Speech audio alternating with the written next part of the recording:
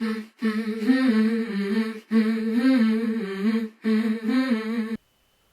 drink more. We should drink more. I should, yeah. Well, I have been drinking more cider.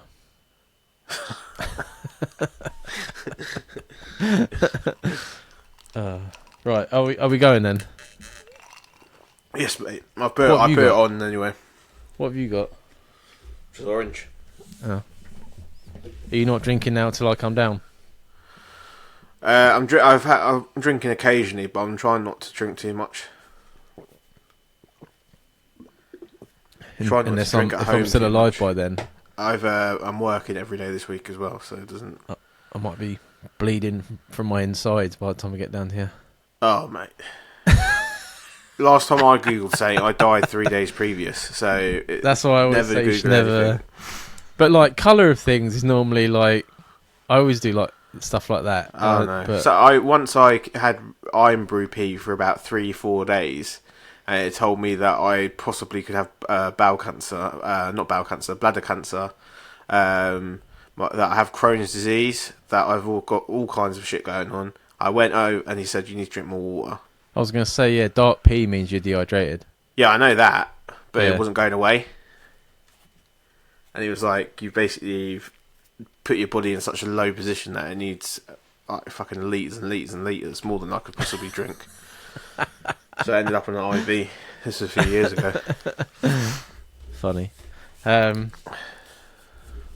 In normal fashion, we've already started the episode and I haven't done an intro. But if you are listening this far and you're on episode 83, by far you know that it's now Two Men No Hope. And it is the lovely tones of Dan and Jamie. Lovely tones. Talking about... if you just listen to the JCB, it basically follows on. We've just been talking about the colour of poo. But I'm back. Welcome back, holiday. Dan. Welcome back. Yeah, it's good to be back. How was Czech? It's fucking amazing. Yeah? Honestly, probably one of the best holidays I've ever fucking been on. Like, it was so fucking good. It was so, like, it was ridiculous. But one of my, I kept telling everyone, because obviously I was meeting all of Spina's family, and they're all obviously Czech. And I can't remember what it's called in Czech, but it's basically translated as pig slaughter soup. Yeah. And it's basically like liquid black pudding. So it was made of like pig's blood and then like different organs and things. It was fucking delicious. And everyone in her family dislikes it, but they were proud of me for eating it.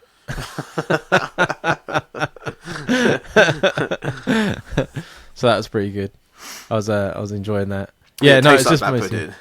Yeah, well, it tasted like a smoked sausage, really, like a liquid sausage. What kind of texture was it? If it was like liquidy, it was like a thick. No, it wasn't even that thick, really. It was just like a soup with like meat bits in it. Right. Okay.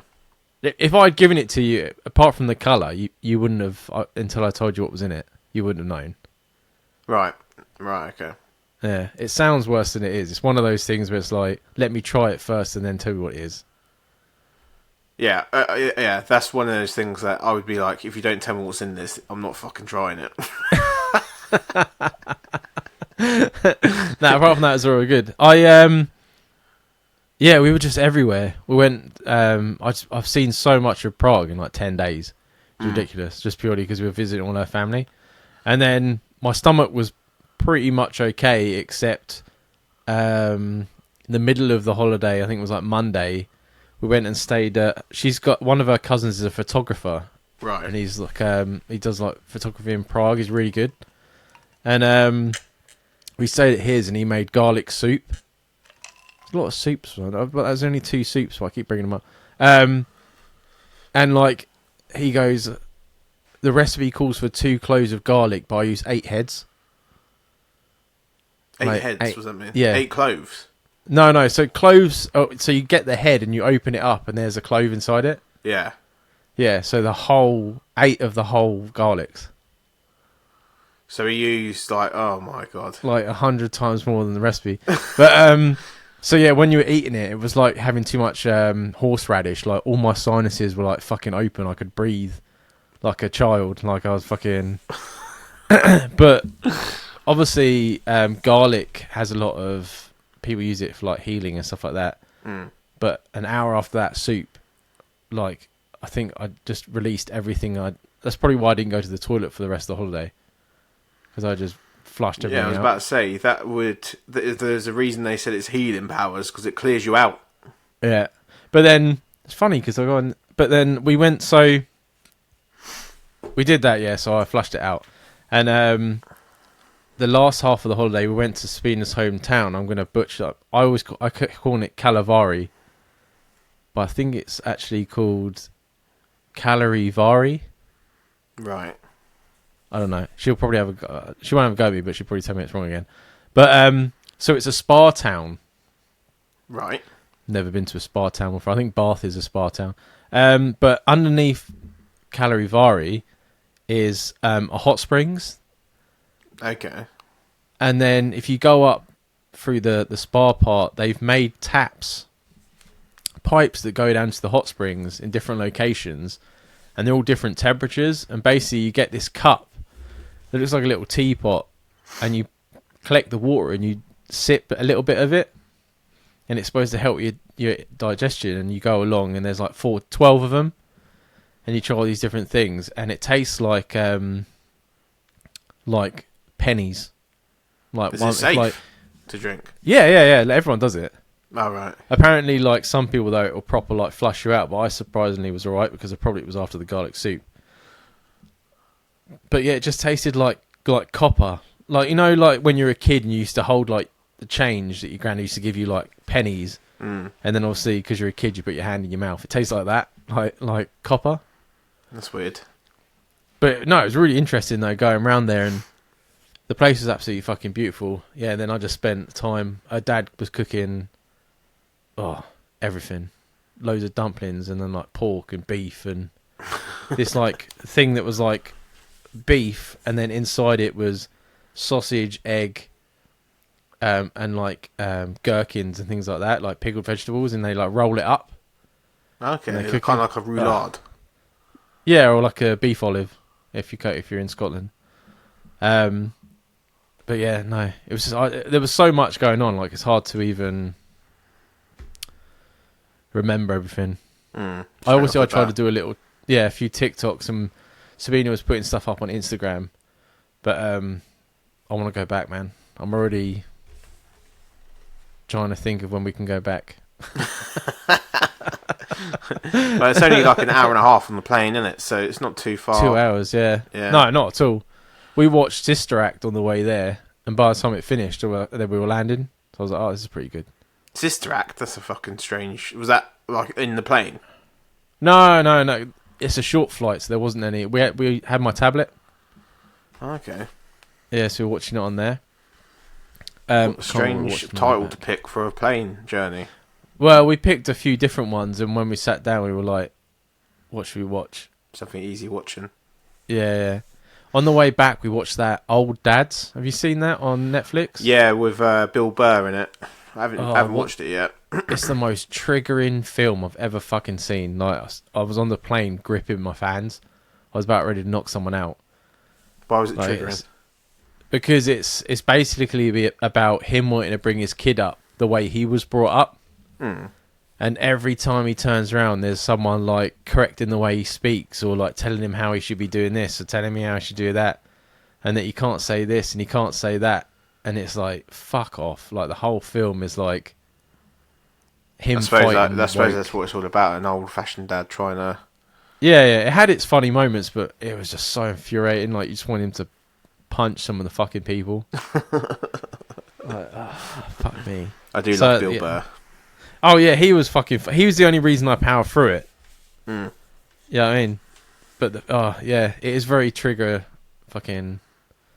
Whew. But what have you been up to since? It's been like, what? I haven't seen you since. I went on a works night out. I went out with Joe, the famous Uncle Joe. He was out with me on the works night out. Very messy night. I managed to, while down an alleyway between two pubs, while I was trying to take a piss outside, I managed to forward flip into a puddle. How the fuck did you manage that? So I was wearing white Air Forces, and so if anyone that knows trainers, Air Forces are famous for being fucking slippy underneath because they have no grip at all. And it was pissing down with rain, and I literally was just to get the old boy out my just about to get my old boy out the trousers, and as I went to do that, I was standing on like this like slate as it was like going down towards this puddle, and I was just gonna piss and then run off and catch up with everyone else.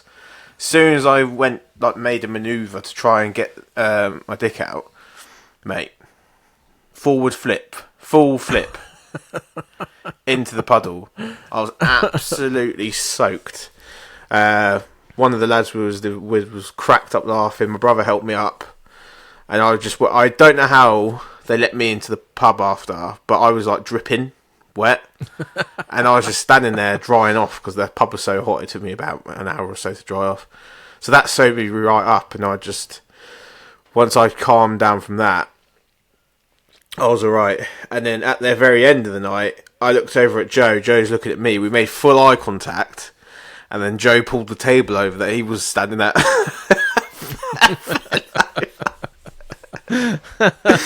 I was like, this was one messy night. It's because when you do like pub crawls, and if you don't eat enough before you've done it, it's carnage. It is carnage. And we weren't moving pubs very often because there was so much rain. So you ended up drinking a lot in each pub. Fucking hell. But it was a good night. It was a good night.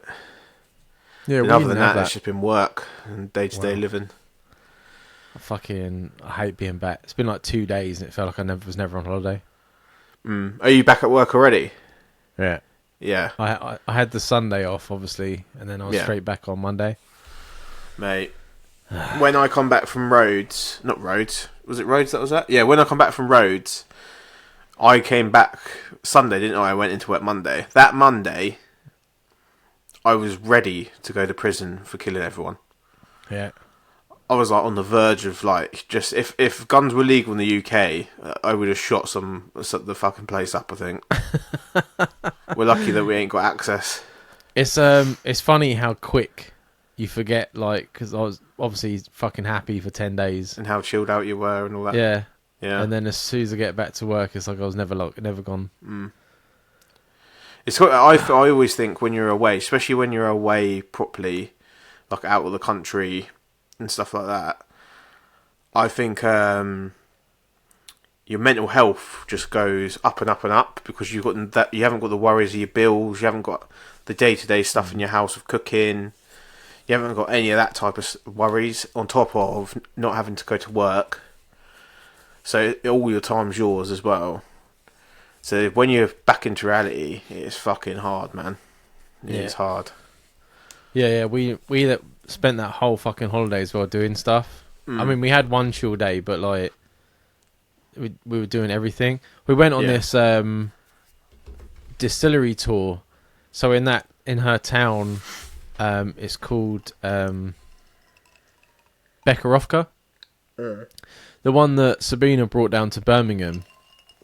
Oh, that lemon stuff. Yeah, well, it's not the original, but yeah, the lemon one. And we went on that tour, which was fucking quality. And they were saying how, so you can only make that there in that town. It's not made anywhere else. Bit like champagne. Yeah. And there's like 2 people that know the recipe because it's like a massive like secret. So like them 2 people, they can't be in the same room together. They can't fly together or anything like that because if both of them disappear, it's the end of the trade. Yeah, no one knows a thing. But they were saying about how because obviously invoices and all that sort of stuff are like anyone can see that. So when they order all the spices that goes into the Bekarovka, they order an extra 10 or 15. Oh, so people can't put like it together backwards, like reverse engineer it. That's fucking crazy, man. It's mental, isn't it? So they use this. They use the extra spices. They don't like buy them and then throw them away and wasteful. But yeah, that's the sort of lengths they go through to make sure that.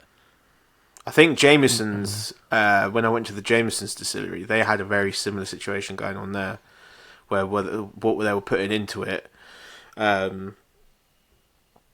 was a secret, like top secret, and they did something very similar of ordering a load of stuff that doesn't go into it. Just don't know what they use it for. There must be reasons. I don't know, but I just thought that was really fucking. It just makes me laugh. Back then, it must have been so much fucking easier. Oh yeah. Now you've got people trying to nick everything. Oh yeah. But yeah, all you got to do is go on TikTok and you can make a Big Mac. Oh yeah, I know. Yeah, and the old KFC secret spices aren't so secret anymore. Exactly. But yeah, the tool, like fucking, it's so cheap. Well, I say so. Some of it isn't, but the tool was like fucking £12 or something. I got like 5 shots. There you go. That's £12. They let you try. They let you try every single flavour. And I was saying to, because I've been to loads of distilleries and stuff like that, and they basically give you like a taste of one. Yeah, if you're lucky. That's it. Yeah. I'm like, this is fucking banging. I tell you what though, the fucking buses and that over there are fucking brilliant. Oh really? Yeah, it makes you laugh, because I was saying to Spino, I was like, fucking UK is supposed to be this big dog on the fucking world, but we do everything we do is so shit. You go to another country and you're like, why don't we do it this way? Or why? You know what I mean? There's so many different countries you can go to, and you're like, oh, that's weird, because that's much better than the way we fucking do it. Well, I always think our train services and our bus services are terrible. Like famously terrible. They've got like, I remember when I went to Berlin for the first time during a school trip, and their underground's free. Don't get me wrong, their underground is fucked. Yeah, it is like properly fucked, because obviously they haven't updated it since the Nazis. But it was free. Yeah. And there's no fucking about. It says this station to this station. You don't go down there, and it's not like London Underground where there's a million stations going on, and you don't know where you're going. It was like proper straightforward. I was 16 at the time, and I could navigate it myself, which was insane, and I didn't have to pay for anything. So seeing that, and then coming back to London, where you could get like ask for change about 15 times before you even got to the platform. Yeah, I was just like, what is wrong with our country? It's fucking mental. Yeah, in Prague. So like, I was like, I don't know why we don't do this. So in Prague, like the major like town, you can get, when we first got there, we got a 90-minute ticket. I was like, what's this? It was like £3, something like that, 2.53 quid, and for 90 minutes you could use the tram, the bus, the train, and the underground as much as you wanted within that 90 minutes. I was like, you fucking kidding me? I was like, we used all 4 of them to get to the main fucking from the airport, and then the following days we were just getting it was something like £7 for a full day, 24 hours. We got the ticket at 1 o'clock in the afternoon. It lasted till 1 o'clock the next day, and the same thing. You just had that ticket on you. You just jumped on the bus drivers or anything. You didn't even speak to him. You just got on. Away you fucking went. A lot easier. I was like, I would sell my fucking car today if that's the way it fucking worked. I'd quite happily get on any of the public transport if it worked like that. £7. I can't get to Edinburgh, a 40-minute train journey, for less than fucking 15. Yeah, but to be fair, you do live in the sticks, Dan. If you weren't living out where you live in, I think you'd be able to get around a bit quicker, a bit easier. I remember when I was in Edinburgh with my cousins and that. This is fucking 15, 16 years ago. We were able to get around for like £7 all around Edinburgh on the bus. You can't do that now. But I mean, can you imagine that in London? All the cars. Why would you need to use? But why would you need to use your car? Exactly. If you could just get a fucking day ticket and use all the facilities as much as you wanted. Yeah. It's just fucking arse backwards. You know what I mean? There's a guy that I've recently got back into contact with that I used to be good friends with when I was younger. he works in London, and he lives on the other side of Hemel where I live. He don't have a car because we were talking about meeting up. He don't have a car because he works in London, and he just trains back and forth. I was like, how much is it costing you a year for your continual going back and forths? He was like, it could be £3,000 to £4,000 a year just going back and forth from London and where he needs to go. That's still cheaper than my car paying for that a month. What, £3,000? Yeah, because my car's like fucking. I'll be paying $8,000 for the next God knows fucking how long. Then you got your car insurance. You got petrol. I spend £200 a month on fuel alone. If you add up, so I pay £200 a month for fuel. Basically, £200 a month for my car. 50 quid for my car insurance. Because it's on finance, you mean? Yeah, 20 quid for my road tax. So we're at what? I've lost count already. Something like £500-600 a month just on that fucking car. So it's about the same as what he's paying. Maybe less than I'm paying. Yeah, but if you think about in the way that if you were to have bought your car outright, then you wouldn't have to worry about all of that side of it as well. Do you know what I mean? So he really is paying that forever, as long as he works there. Once you've paid your car off, it's paid off. Yeah, until it fucking breaks. Until the next deer comes around the corner, Dan. Yeah. Oh, mate, every day I'm fucking scared about another fucking deer. Unbelievable. But yeah, no, I just think it fucking... If you want to get people to use the transport, that's the way to do it. Yeah. Yeah. You know what I mean? It's just fucking... But then, we don't own any of our transport. We don't own anything in this country. Everything's external companies that buy all of our shit. Oh, like train line and stuff like that. Yeah, it's all owned by like French. I think wasn't Luton Airport owned by Spanish? Like it's all like we don't own anything. No. Nothing. The only thing we own is fucking Rishi Sunak. Rishi Sunak. He's got more fucking money than anyone in the fucking UK. Trying to take their money away from us. But makes me laugh. He's fucking. What was the thing he said the other day? So they had this massive plan to build this like super train that would connect. Yeah, he's cancelled it. Yeah. Yeah. All the money they've already spent, all the time they were like bigging it up and saying how it's going to change this and that, and then he's like, "I've been listening. We're not doing that anymore. We're now taking the 10 billion or whatever left, and we're now sticking it into like London's transport or some shit." It's like, the thing is with that as well, they've bought people's houses from them, and they're offering people's houses back to them at a higher price that they bought them at. Is that not fucking insane? I'll tell you what's fucking insane. Offering people £200 to kill their dog. Is that what he's done? Anyone that owns an XL Bully, they're offering £200 for you to put it down. Really? That's fucked up. That is fucked up. Yeah, I was honestly fucking... When I saw that on TikTok, I was like, you're fucking sick. They can't get away with that, surely. I didn't vote for that. I don't vote for that no tosser one voted anyway. For Rishi. Rishi just walked in, mate. Which is why it doesn't make any fucking sense. But yeah, that's disgusting. I didn't agree to anyway putting down animals because you say that they're fucking dangerous. You're gonna fuck off. It's the owners anyway. It's always the owners. That's why whenever anyone talks about these dogs, that like these big powerful dogs, like I'd known Rottweilers. My granddad had a Rottweiler. It was soft as shite, but it's supposed to be one of the worst dog breeds to own. Yeah. It all literally depends on the owner. Yeah, should put the fucking owner down. Yeah, put the owner down. Vet the people before they are allowed to have a dog. That's what they should be done. I think that anyone that wants to own a pet should be fucking licensed. Yeah, they should be checked out.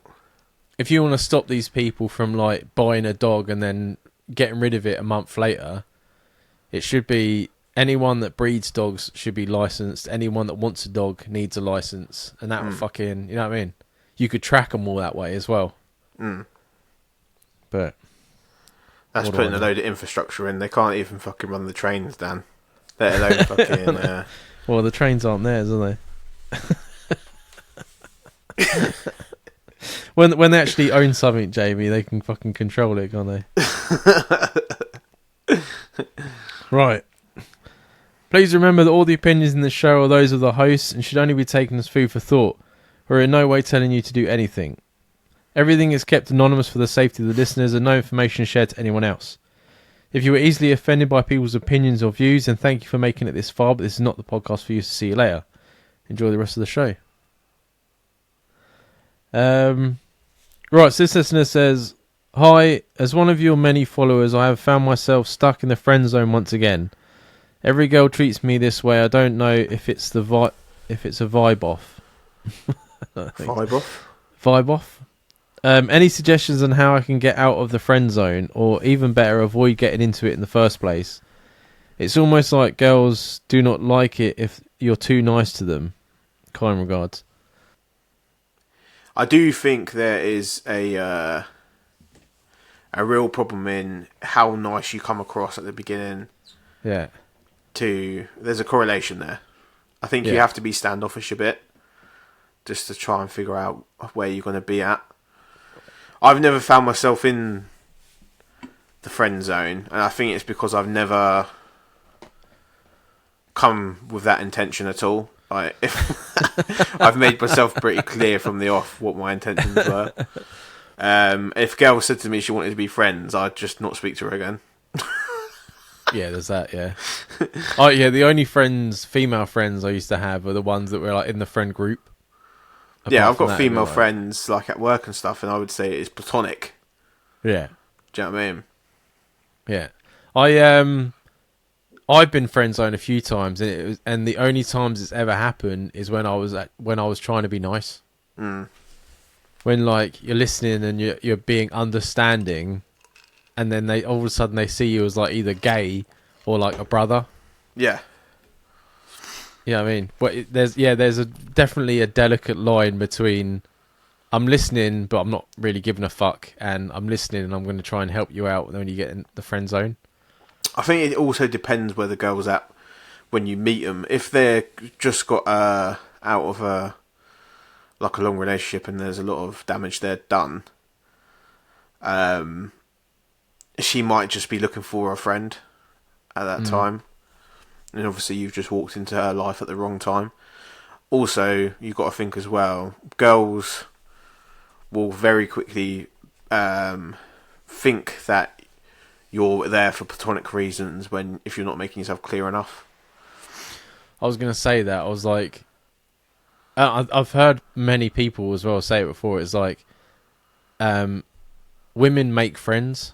They can make friends with anyone. But a guy can only make friends with guys because if you're a girl, he wants to fuck you. Whether it happens now or happens later, there's always that. Like, if you went, like, you could be friends with a guy for your whole entire fucking life, but if you put your hand on his hand, at any point, he'll look at you and he'll think to himself, she wants to fuck me. I'm in there. Because men are dogs, Dan. Men are fucking dogs. But it comes down to the fact that men are primal, right? Like, you look for someone to have sex with to keep your line going, to keep your children, stuff like that, and that's all men are interested in. Yeah. Men can't be friends with women. That's why there's the whole thing about exes and things like that. A guy always in the back of his head is thinking you're going to fuck him. It just... I know a guy that... I know a guy that's in and out of this situation every time I speak to him. He's meeting girls on dating sites. They're meeting up once or twice, and then all of a sudden they're mates. Yeah. And he sent me videos of himself on nights out with these girls, and he's out with a group of girls. And I know for a fact she ain't interested. She ain't going to be doing anything. Just from his track record, she ain't interested. So I say to him every time, make your intentions clear. As soon as you talk to each other, just say, like, look, I'm into you. I want to get to know you in a romantic way. If she says, because I see it on that, what's that fucking program called? Where the people go on dates. Oh, what, dinner date? Is it dinner date or first dates? Oh, first dates. First date. I see it on first dates all the time. One of the two people is vibing with the other one, and a lot of the time the other one isn't. And the first thing to come out of anyone's mouth is when they ask them at the end, "Do you want to go on another date?" One of them turn to him and go, "Yeah," and the other one would be like, "Oh, I just want to be friends." That is the shovel getting hit over your head as you go into the grave. Do not be friends with, "Oh, I just want to be friends." That doesn't happen. It doesn't exist. No. Doesn't fucking exist. I think as well, like, there's the whole, like, being nice. You need a bit of, like, flirting or a bit of, like, filth. Yeah, I mean, if you're completely 100% nice, they're not going to see an attraction there or anything like that, because it's like, oh well, he's not trying to get into my pants, so if he's not bothered, then you know what I mean, what's the fucking point? Exactly. I think you're right there, definitely. I always say you have to be a closer. Because you could be like this guy that you like says that goes on all these nights out. If you're gone on a proper night out with this woman and you haven't tried to make out with her or like do anything like that, you're not doing the closer. You're not closing. No, you're just existing in her life. Yeah, you're just there having a good time with this person. Yeah, which is what she would do with all of her girl mates. You've now just grown tits and a vagina. You know what I mean? It doesn't matter what you're doing, but you gotta. When you're alone, you know what I mean? You've got to like buy drinks. You've got to like put your arm around. Or it depends on how drunk you are and what her intentions are. You know what I mean? You've got to show that you're interested. If you're just going to sit there and make jokes and then... it makes me cringe just thinking about a guy sitting with a group of women doing nothing. And you know what? If you're added to a group chat... if you're added to the girls' group chat, you ain't getting out of that friend zone. No. You're friends now with 6 other people. Yeah, I was going to say, that's another 6 people you ain't fucking. Kick the ejector button and get out of there, because that's what I'd be doing. Do you know what I would do if I found myself in the group chat? I would just send a single dick pic and then leave. It wouldn't even be my dick either. I'd just be like, get like the biggest one on the fucking internet. Yeah. like a BMW. I don't encourage that behaviour. That is a complete not a joke. It's definitely a skill. Yeah, I mean, to know like how far you can push it before you're in territory of being outed on the internet. So it's definitely like you are supposed to be nice. But at the end of the day, women like confidence, and they want a guy to know what they want. So if you're going out with a woman, and that's what I mean about closing, right? Like, women want like they want you to interpret them. I can't do that. I've never been able to do that. So I've just, you know what I mean? You just go with the flow, but you need to show that hint of like you want to get in their pants. Otherwise, you've got to show the intentions. I've never gone into a situation with a girl and not said within the first 5 minutes what I'm about. Yeah, I've probably said that before I even go on the date. Yeah, more than likely. Yeah, some filthy stuff. I remember, this guy was like was messaging this woman on a dating app. And we're like, what are you saying? And then he's like, blah, blah, blah. And I was like, what's she saying? And he's like, oh, she said she just got out of the shower. I'm like, well, what are you going to say? And he's like, that's good. I'm like, what do you mean that's good? I was like, it's a fucking terrible line, man. You got to fucking tell her you're going to take her towel off or something. Do something. Yeah. Oh, no, it's past now. Oh, God. I was like, fucking hell, man. Like, she's leaving it open for you to fucking... to make some kind of jokey comment. Yeah, to be filthy or she's trying to figure you out. I do worry, for being married so long, if something was ever to happen with me and Charlotte, whether I'm just going to be a fish out of water and I'll just go... all your techniques gone. All my techniques gone, and I'll just come... I'll end up this guy out with 6 girls on a night out with the Weatherspoons. I can imagine your face. No, you'll be that guy that just goes into a club and walks up to some woman and be like, you want to fuck? And she's like, what? Get myself arrested. Yeah. The first night single, you get fucking arrested. Let's hope that doesn't fucking happen to me, because I can't go through that turmoil, I don't think. Oh, fuck that. I've told people at work, I was like, if it ain't going to work with Sabina, I'm going to give up and I'm just going to once a month pay for a hooker.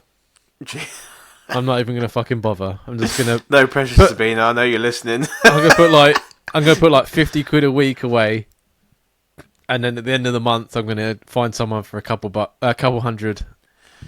Not even a fucking classy one. Just a basic. I've saved for this. Yeah. I've fucking saved for this. You better put on a good show. Just a basic nut emptying, and then that's it. I'm going back to what I'm doing. Mate.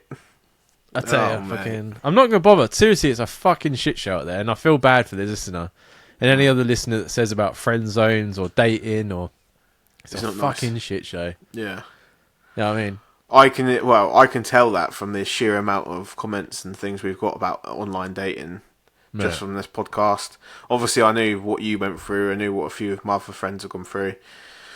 But everyone's going through it. And it doesn't matter what sex you are either. It seems to be both sides are just having a bad time on these online dating. Yeah. And I don't think there's a way... The only way to improve it, which we've said in the past... is physical in-person dates. Yeah. Oh yeah. The one thing I'd say about like you say about telling people your intentions and stuff like that, it's that fear of being rejected, right? Yeah. That's why people don't want to do it. But I always think now, especially now I'm older and stuff like that, it's like, what have you got to fucking lose? Yeah, just you be say absolutely to this, savage about it. You say to this woman, look, you're fucking tasty, love. I want to take you home. And she goes, nah, it's alright. You just go, alright then. How, like, what does that matter? She says no to you. You haven't fucking lost anything. You've not lost any time because you've already fucking asked her and you've got the rest of the night now to find someone else. Yeah. Yeah. You know what I mean? You're just wasting your own time. Well, we have a mate that, like, when I knew him, was doing the same thing.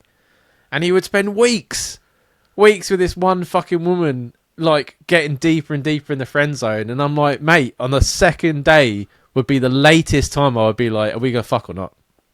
And if she's like, no, I would just be like, are we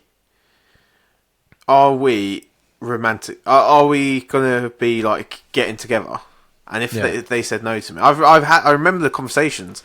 I remember typing it into MSN. This is how long ago I was on the game, and I'd be like, "Are we doing anything? Are we going to be getting together? Are we going to be doing this? Are we going to be doing that?" And like, they would come back with an answer that was cryptic, and then that would be enough for me to block them. I'd just be like, "Fuck this! Next time." Yeah. Because I used to think it was more about if they weren't interested. If I had to persuade them, then they're not interested in me. So I never did the whole trying my best to prove myself to them. I was like, they either like me for who I am or they don't like me. That's it. Yeah, yeah. And that works sometimes. Sometimes it bit me on the arse. Sometimes I end up with crazy people. So it's not always a good thing motive to follow. You're always going to end up with crazy people. That's just life. But we did a little rambling there. Hopefully, the moral of this story is just fucking confidence. You got to portray what you want and just be open. And like I said, don't waste more time. Like, that's the thing, right? You can be nice, and that niceness is just you stepping back and you're just existing for fucking hours, days, weeks. Don't, you know what I mean? Your time's precious. Don't be fucking hanging on for this woman that's not interested. Yeah. You know what I mean? Her time ain't better than yours, so just get on with it. Yeah, and just clarify with her where you're at. Yeah. Be ruthless. Be an animal. Hopefully I haven't put you off. Emailing again, please. And good luck. And if we're ever travelling and we're where you are, we'll come out and give you a hand. You have two wingmen. Imagine that. One that's been married for fucking God knows how long, and another I'll be showing one him my MSN profile from 2006. We're definitely getting someone arrested. This guy says, "Hey guys, I'm struggling with workloads at the moment. I am skipping lunches I'm skipping all breaks. I'm going way above and beyond everyone else's efforts. But it never seems to be enough, and I'm worried I'll get burnt out. I'm not sure if the job is for me anymore, as the more I do, the more they ask. How do I tell the job it's taking the piss out of me, or am I doing what's required? Any help is much wanted. Oh, this is an age-old story. Well, really, it's every fucking workplace is the same. I've said it many a time before. I've worked in 3 very different sectors of work, and the crossovers between these 3 are always the same stuff. The more you put in, the more they'll take. Yep. Your work-life cost them balance anything. is what's important, I think. Yeah. Especially for your mental health. Coming to that terms with, they don't give a fuck. There's not one company, unless you build it yourself, that's out there that gives a fuck about its employees. You know what I mean? And I can say that with confidence. I've worked in a lot of different fucking places, and I've not once found... I found people that appreciate, yeah, but they can only do so much because it's not their company. Yeah, with the hierarchy of the actual company itself. They don't even know you exist, let alone care. When I was working for the co-op, I had an area manager come in, and as you know from the podcast, I don't like lying. So he's asking me questions, and I'm just fucking telling him. And then he left, phoned my manager, and was like, "Who is this guy that's moaning at me?" Didn't give a fuck what I had to say. Just wanted to know why I wasn't standing there lying to his fucking face about how great the place was. And that made me realise. I was like, oh, okay. Management, just the higher you get up, the more you've got to lie. I just got the fuck out of there. Yeah, I remember when in my delves in management, I did a lot of, you would be told something and like 3-4 months before everyone else would know. You'd have to cascade it down in like a planned way, like to the guys that work for you. And I remember having all this knowledge and keeping it to myself, and like it used to fucking drive me mad. And I'd be doing stuff like that. I'd be when area manager come in or like a district manager come in, they'd come in and we'd be discussing things, and I'd just be telling them what I know they want to hear. And now when I'm listening to people in meetings at work and in my old place as well, when you're listening to managers, they're doing exactly what I did. They're just telling them what they want to fucking hear. Yeah. And the real idea of what's going on is not like portrayed at all. So the higher management are in a complete delusional world, and that's what happened there when you said, why is he moaning at me? Because he, as far as he knew, everything's pink and fluffy when it's not. Yeah. Oh, yeah. I didn't even know I was doing it. He was asking me questions, and I'm just fucking blah, blah, blah, blah, blah. And then I got fucking burned like fuck the next day when the manager came in. She fucking grilled the shit out of me. But, like, that's the thing, right? Like, there's always that one person that does more than is expected, and you're not paying them to do that extra. So you're like, hang on a minute. That's why so many people don't get promoted, because they're like, if you get promoted, I'm going to have to find someone else that's going to do as much work as you. Position, yeah. Yeah. So they'll just leave you where you are, which is when you feel burnt out and that, because you're like, well, hang on a minute, I'm doing this for promotions, and they're not willing to promote me because I'm basically doing the job without getting paid for it. And I do understand that it is hard to go against your nature. If your nature is to be hard working and your work ethic, you've got a high work ethic. Because I do it myself. I will moan like absolute fuck that I'm doing too much, but I still do it. Yeah, me too. And then there'll be people that come in and they will get away with doing the absolute bare minimum and do nothing, and you're picking up their slack. And that happens in every workplace, whether you're working from home and it's all done through Microsoft Teams, whether you're working in a team of people in a physical like workshop, whether you're working with people in retail. It's the same across all sectors. You're always going to have that lazy cunt. You're always going to have the person that works really hard, and then you've got a manager trying to run the team, and they're just going to run the team to the best way it's going to work, which unfortunately for the person that works really hard is they're going to be the person picking up the slack for the person that isn't working properly. Yeah, 100%. Because it's not that easy to get rid of people nowadays. It's 2023. I think there's a couple people I see on TikTok that help you disagree with your management in a professional manner. It's the easiest way to say it. But I think the main things that they come across with is as long as you're doing what your contract states you're supposed to be doing, there's nothing they can fucking do. They can be unhappy, they can be miserable, but at the end of the day, it's not nothing to do with you. You've got a job that you're being paid for, and as long as you're doing that, and that's all that matters. Like when you're at home and they mess you to come in, that's not your fucking responsibility. No, and like a lot of places, going back to retail, they used to almost make out as though it was mandatory to come in when they asked you to. Yeah. When growing up and the years since then, since I left the management side of it and stuff like that, I've realised they made me think that way, but that's not reality. You don't have to go in. No. It's if it's not within your contracted hours, you are doing it for overtime, or when we were management, we weren't even fucking getting paid. We were just going in. So just think of it that way. Like, just don't go too far the other way and become the person that is the problem. But you need to think about your work-life balance. Part of the reason I work where I do now is because I needed the work-life balance. Me and Charlotte weren't spending enough time together. It was affecting our relationship. It was affecting my mental health because I was overworked all the time. Mm-hmm. And now I'm in a position where, I have good days and bad days, but I have time away from work. I have time to do this. I have time to do things that I'm interested in. Do you know what I mean?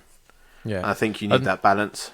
I think you just got to reel it in a little bit. Like start off small, saying things like, if they ask you to do some extra, just be like, if I get round to it, things like that, and they'll start to be like, he never used to say that. And then the more you sort of say things like that, the more your confidence builds to say things like that. Yeah. And then the less they're going to start asking, because they'll be like, oh, well, I asked them to do that last time, they didn't get round to it. But that's not your fault, because you've told them if you get time, you'll do it. Yeah, exactly.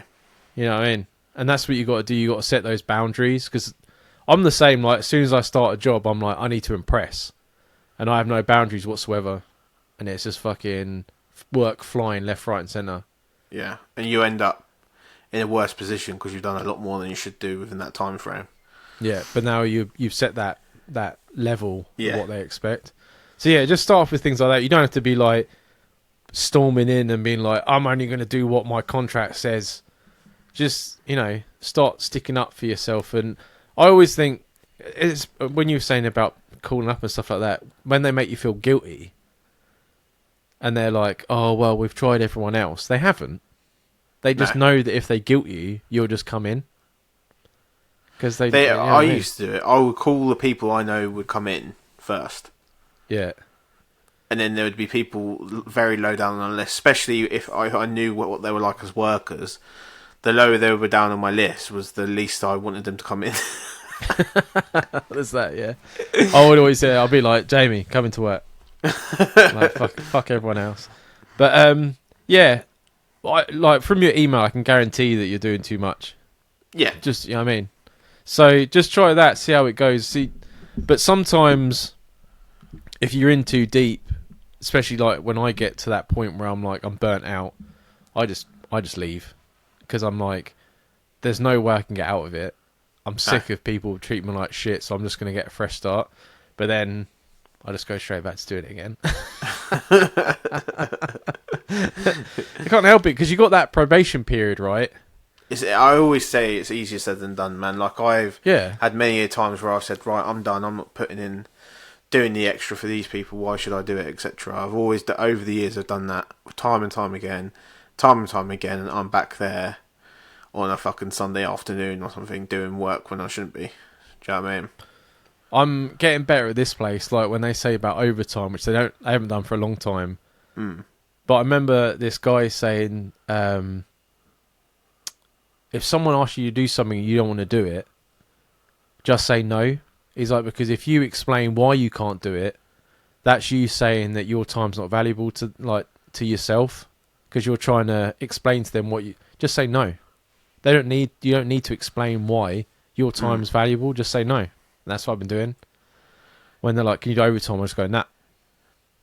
Yeah, and I would love to do that myself.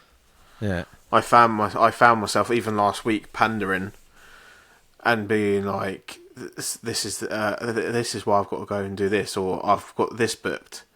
I'm just like, why am I even telling them what I've got booked? Yeah, it's not their problem. Like, you can't do it, and that's all they need to know. Yeah, you just go, "Nah, can't do it. Sorry." See you later. And they stand there and they wait for you to explain. It's like, I don't have to explain nothing.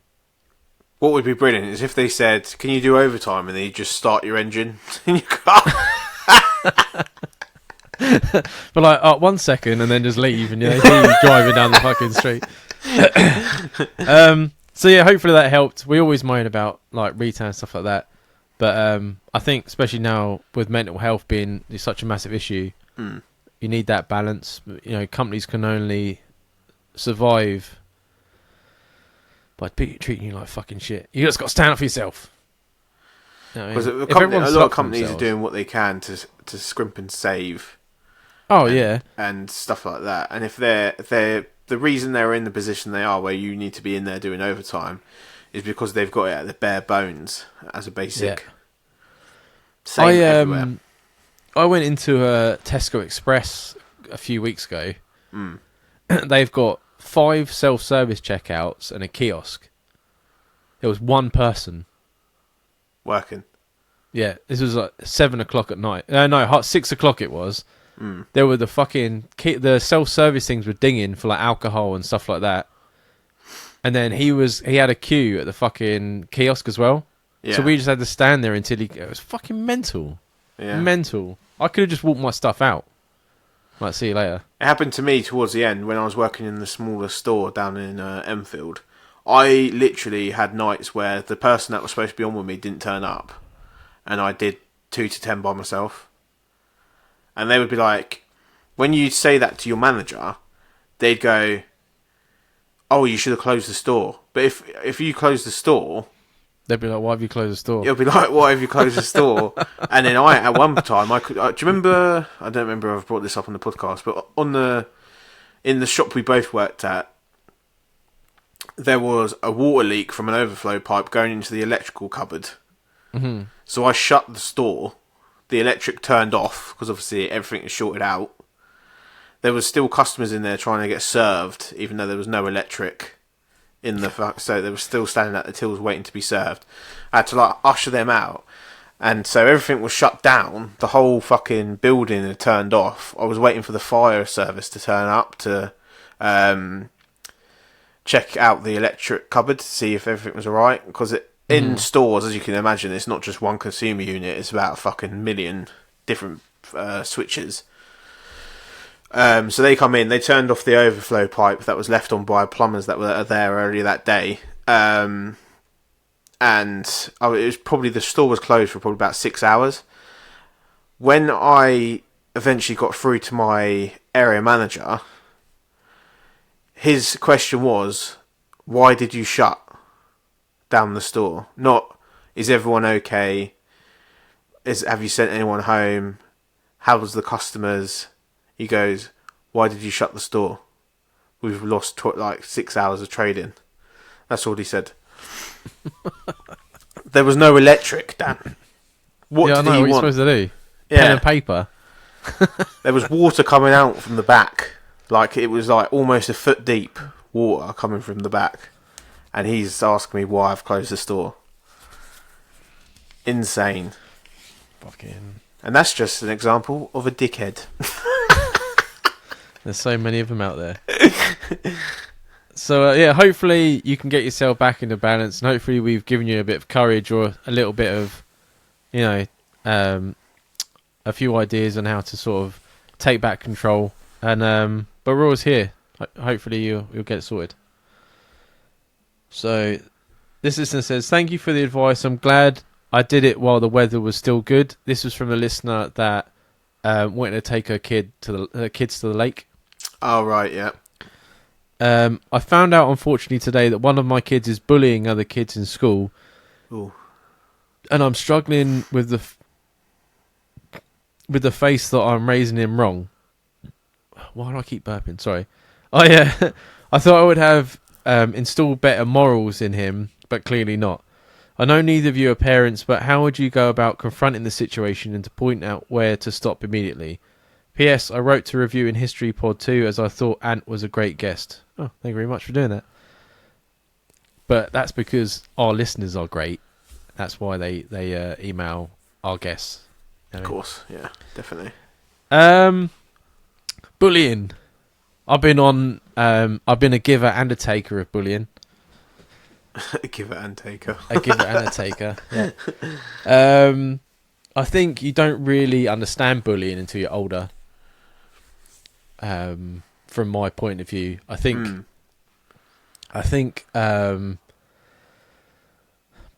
bullying's a really tough one, right? Like, I think to myself, if you've brought up a child to be confident about and know what they want, they're going to become a bully, because they're going to find people that aren't confident, like I was, and see that as weakness and different, which is going to cause them to be bullying.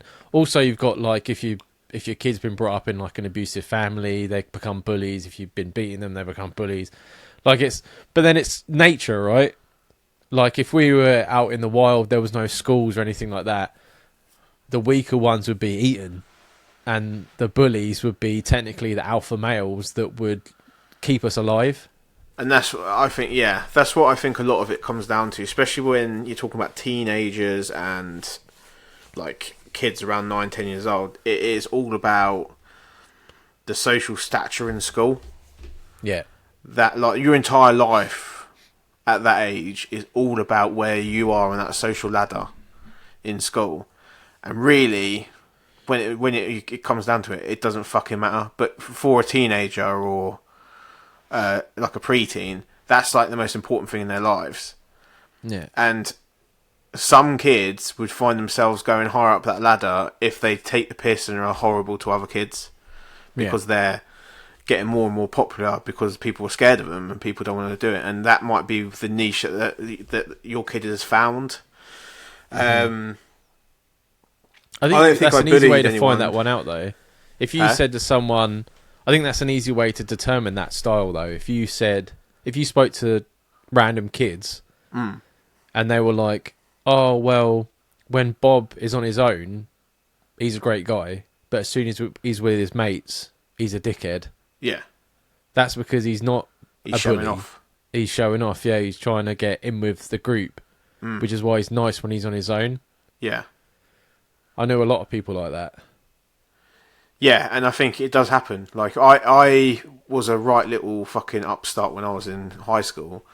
I didn't intentionally bully anyone, but there would have been times where I would have been showing off and maybe said something to someone that I shouldn't have done, or got the wrong... I was misled a lot as well, where, like, there was different reasons why people said that they had problems with me, and then I reacted on it physically because I was a little shit. And it wasn't until you get a bit older, as you said, that you look back and you're like, I was just like reacting, just try and get myself up that social ladder, just trying to get myself so people wouldn't come after me, essentially. Yeah. And I think I always did it because I was small and always wanted to have the small man syndrome situation going on, where I was fucking not letting people get the better of me. Yeah. But it does depend on friends as well. I think if you get in with the wrong crowd, then you could easily go down that route. You're never gonna solve bullying. No. When you're a kid, that's what, like, it's not what you're... But I mean, you've got no work, you've got no responsibilities, stuff that you've got, like you say, you've got school. There's nothing else. And that's where it comes from, right? That's why there's that hierarchy. Yeah. And that's where I was. Like, when I first started school... No, when I was in juniors, you could have classed me as, like, a popular kid. Like, I played football and stuff like that. And then when I hit high school and puberty and all that sort of stuff, I joined just some kids that were at the bottom. Yeah. And everyone sort of split off. And I was that people pleaser, like, didn't want to, like, there was always consequences and I couldn't get that out of my head, so I would just sit and take it. Yeah. And then as I got towards the end of high school, I sort of changed my friend group to, like, the skater, grungy, you know, not goths, like rock kids. Yeah. And then I started bullying my old mates that I used to hang around with because I got a bit of like a status. Oh, hang on a minute. Because I was quite a big guy. Mm. So I was like, hang on a minute. Like, I've got a bit of weight behind me. Why am I letting these people take the piss out of me? Yeah. So then my mouth got bigger.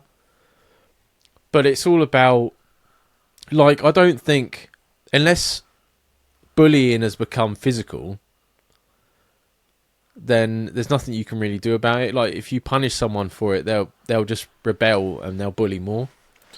Yeah, I think the only thing you could do, if you, as a parent speaking to your kid, obviously this is coming from someone that's not a parent at all, if you're aware of it, make them aware that you've been made aware, and possibly just have like an adult, as adult a conversation as you can about it, depending on their age, and just say, how would you think they would feel?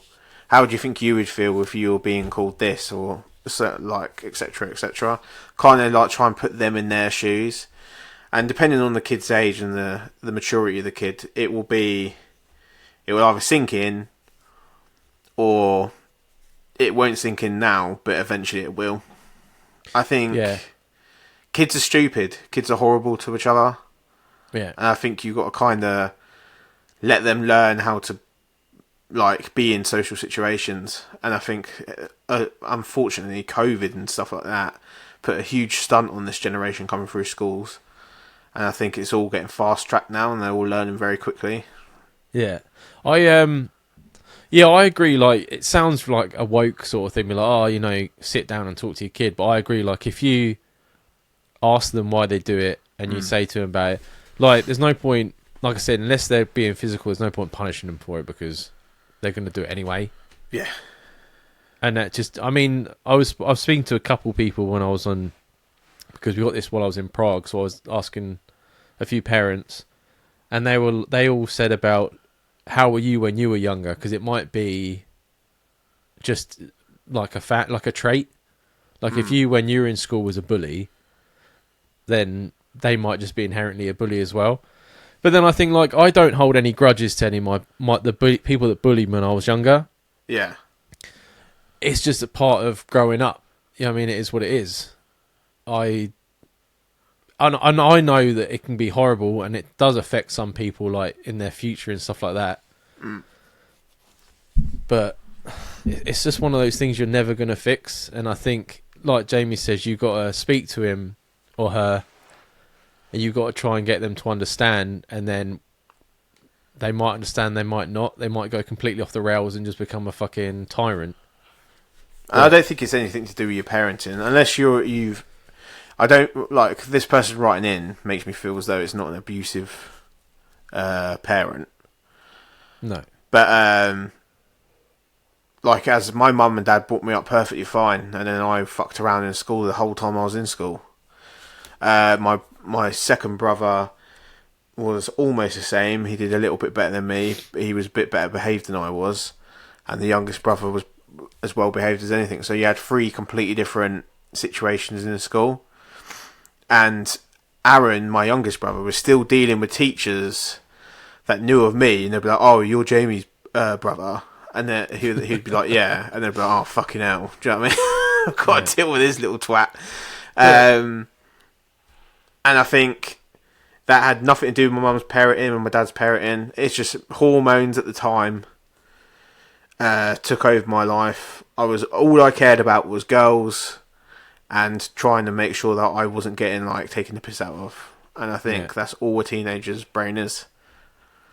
They're so up their own arse, teenagers. It's mad. But that's why I said, like, when you have a child, you want them to be confident. You want them to know what they want, and But that's breeding a bully. Yeah, because you're giving them almost too much confidence. Yeah, because they believe in and then the kids that are a bit nervous, that are a bit intimidated, they're the ones that are going to get bullied. Mm. But like, that's what I mean. What can you do about it? You can only try and show the kid what has happened and what he's doing. And I'm the same. Like, my parents never. Obviously, I've mentioned before my dad left and stuff like that, but my mum was great. I have a great relationship with my mum, and and you know what I mean, the way she brought me up, and my granddad and my nan took in the place of my dad, and they were amazing. And I've bullied and been bullied, so your kids just got it's life, isn't it? Your responsibility as a parent is to show them how to survive once they've grown up, and what they do when you're not around is their life. Yeah. And I don't think it's easy for anyone to. I don't know what's harder, to find out your kid's bullying or to find out your kid's being bullied. Obviously, I won't know that until I'm in that situation. But I just think it's not. I wouldn't put it down to yourself, as Dan's just said. I think it's literally down to they've got to learn. Yeah, it's society, isn't it? Yeah. I think if I found out that my kid was bullying people, I would be putting him in classes. I'd be like, right, this guy's got fucking energy that he's now throwing on other people, like whether it's good or bad. Extracurricular. Yeah. And I'm like, it's a good idea. I'm like, how am I going to wear this fucking kid out so when he wakes up and goes to school, he don't give a fuck about anyone else? I'm going to put him in any fucking activity I can get, whether it's like sports or it's like fucking nerdy shit. Anything that makes him fucking knackered, that he doesn't give a fuck. Yeah. You know what I mean? And then as well, you get different friends, and those friends will be better or worse, or you know what I mean? But you just got to get them sorted. That's what I would do. Probably put him in like boxing or something, but then that'd probably make him a bigger bully. I don't know. Boxing can discipline kids. It helped me a lot. It does, yeah. I don't think kids I think with like the whole woke and stuff like that, parents are trying to give kids more like responsibility to learn things themselves, which isn't necessarily a good thing. No. Because kids are primal. That's what I was saying about if we weren't in school or anything like that, we would just be... The confident ones will be keeping us alive, and the nerdy ones will be fucking digging holes. Yeah. You know what I mean? Yeah, getting dominated.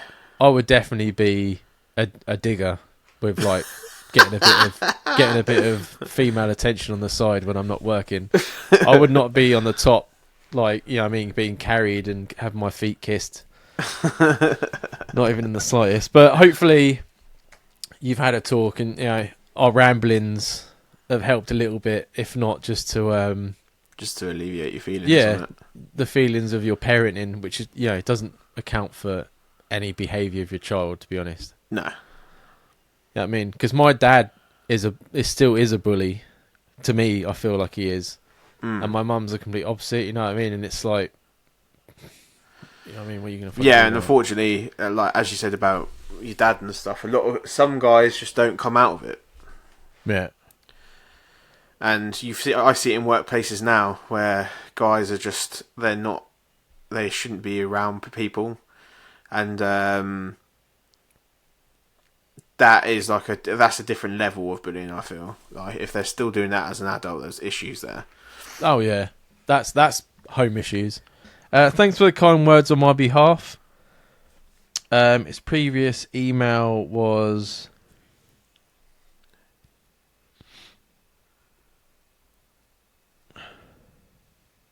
about breaking up with his girlfriend, and about his like lack of experience in relationships. Right.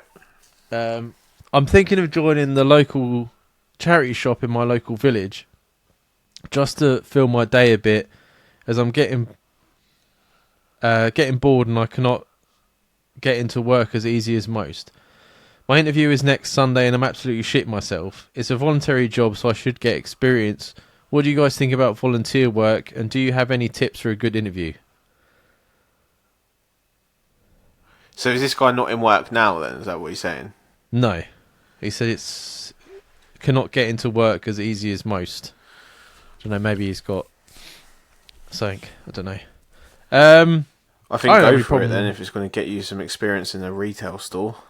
Yeah, I don't have any problem with voluntary work if loads of people do it for like work experience or Jim, who we have on the podcast, because obviously he has problems with his eyes. He did voluntary work at the blind centre. Yeah. So people would go in and people that had like poor sight or were blind, and they would help them fill out paperwork or help them with like sticks and dogs and you know what I mean, that sort of stuff. Right, okay, yeah. He then was employed as a manager. He went from a voluntary to becoming a manager of that store, and now works for the government in Canada to help people with the blind.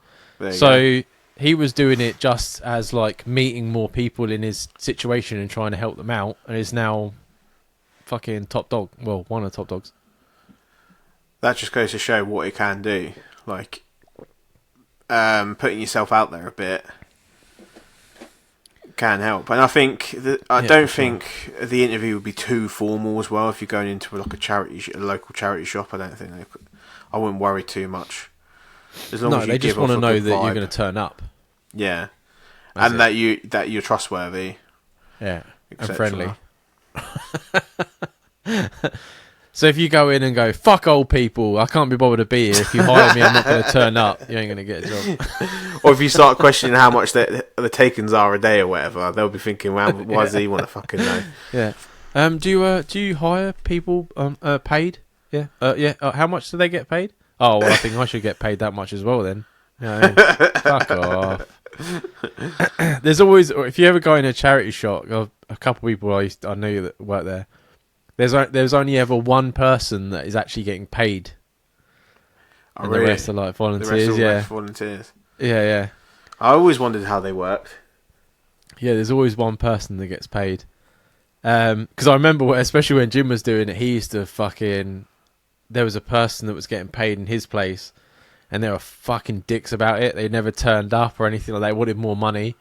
And he's like, I'm not getting fucking paid for this shit, and I'm doing more work than this dickhead, and he's fucking moaning to me. And I'm like, yeah, sounds about right. Yeah, I would just go in, I would still dress smart. It's still a job interview, and then just be nice, listen, and just give them your time, and they'll be happy with that.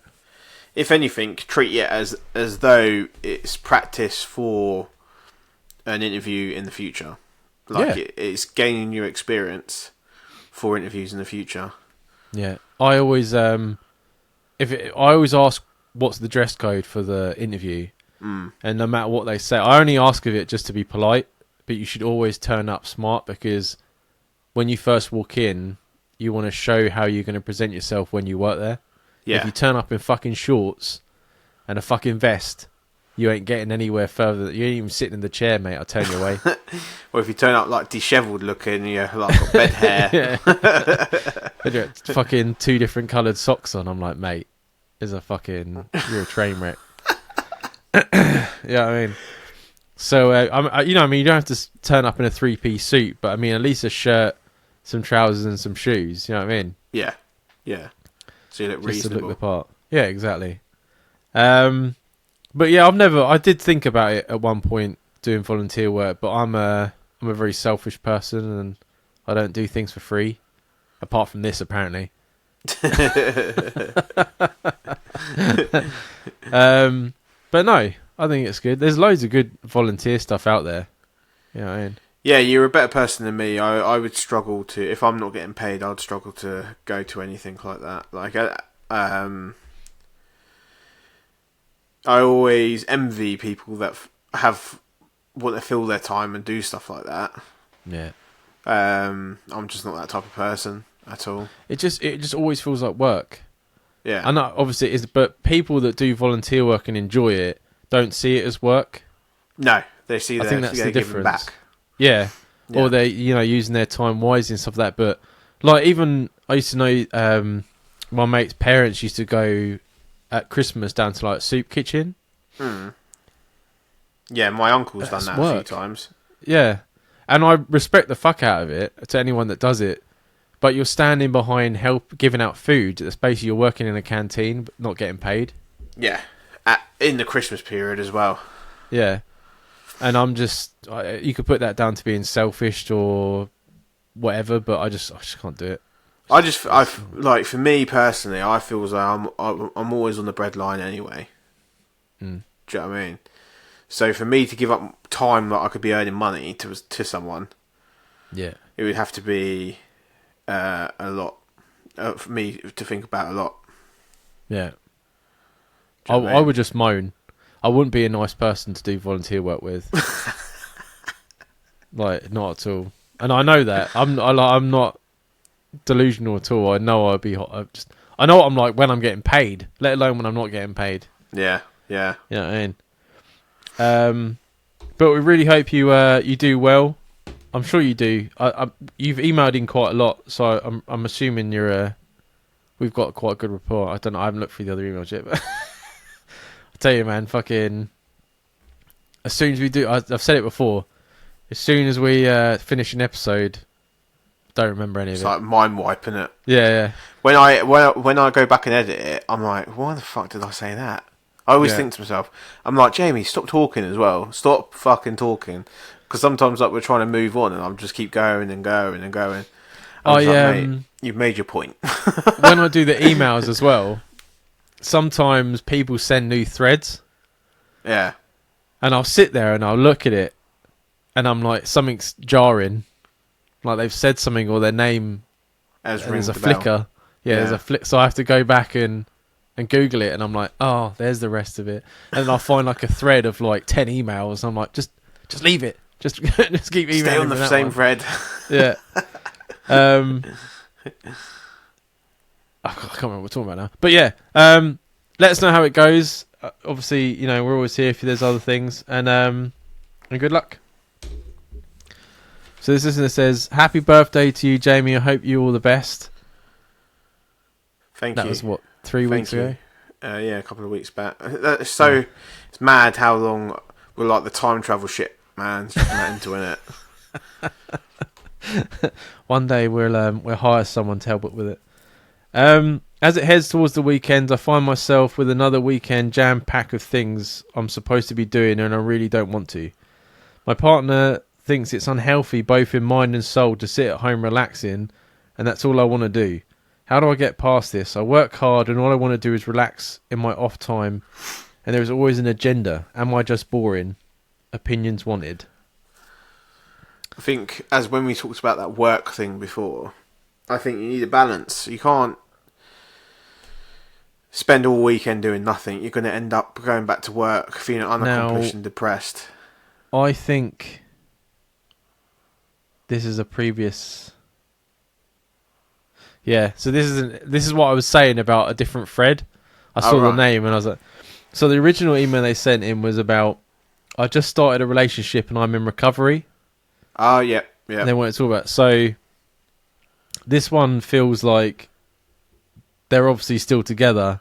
Yeah. And she is planning all this stuff for his days off and he just wants to... Chill. And do nothing. Which I think, like I fucking do this all the time. My life is so busy on my days off. I think you kind of need to have a balance where you'll say, right, so this Saturday we're not doing nothing. We're going to chill. We're going to watch some films. We're going to have a nice dinner together, and that's going to be it. We're not going to do anything. But you can't do that every week because it will affect your mental health. Even though you think that you're chilling out, you're not. You're really just mellowing in your own filth. And yeah. And there was a time you mentioned it as well, Dan, on one of our previous episodes where you said about you decided you weren't going to do nothing, and then you found yourself in Asda walking around in circles later that night because you were hungry again. And it doesn't always plan out the way you think it is gonna. And if your partner wants to do things, you've got to kind of give and take in a relationship is the only way you're going to have continue a relationship. Do you know what I mean? Yeah. Oh yeah, for sure. I think. Yeah, you've got to sort of like and we're just because it doesn't say about but I'm just assuming because normally, if you don't want to do things, it's your partner that's fucking planning it. Yeah. Whether it's a boy or girl, that's not. But I think if your partner comes to you and is like, "This is what we've got planned for the weekend," I'd be like, "Right, I'm happy to go out for lunch, say, but in the evening, I'm coming home and I'm sitting on my Xbox, or whatever." Yeah. And then like on the Sunday, it's like, "Yeah, I want to have a lay-in, so I'm quite happy to go out for a meal with your mates in the evening." Yeah. But it's like it's exactly what you're saying. Like you've got to have give and take, right? So it's like, yeah, you want your, but I'm telling you right now, man, sitting at home for an entire day, you're either going to eat a ton of shit, or you're just going to fucking sleep, and it's not good. It's not No. good. I do it occasionally just to reset myself, because of how busy me and Charlotte can be. But I think every weekend that I'm off work till fucking January is booked up with stuff. And I always say to Charlotte, I say luckily, on my weekends off I don't work the Friday, so I will have that Friday to myself, so I kind of get an extra day there while Charlotte's at work doing everything I want to do, and then move on for the rest of the weekend with Charlotte and going out here, there and everywhere, because Charlotte's always wanting us to do stuff. But you got to kind of think as well, like if she's willing to sit there, or he, your partner, whoever it is willing to sit there and watch films with you and have a chilled out sofa day, or chilled out day. If they're willing to do that, then you've got to be willing to go out and do things with them. Yeah, you can't just accept what you should do is be like, say to your partner, right, I want to do a test. I want you to leave me alone. Let me do nothing on my days off. And I guarantee you, the day you go back to work, you'll be like, I fucking wasted those 2 days. I should have fucking done something. Yeah.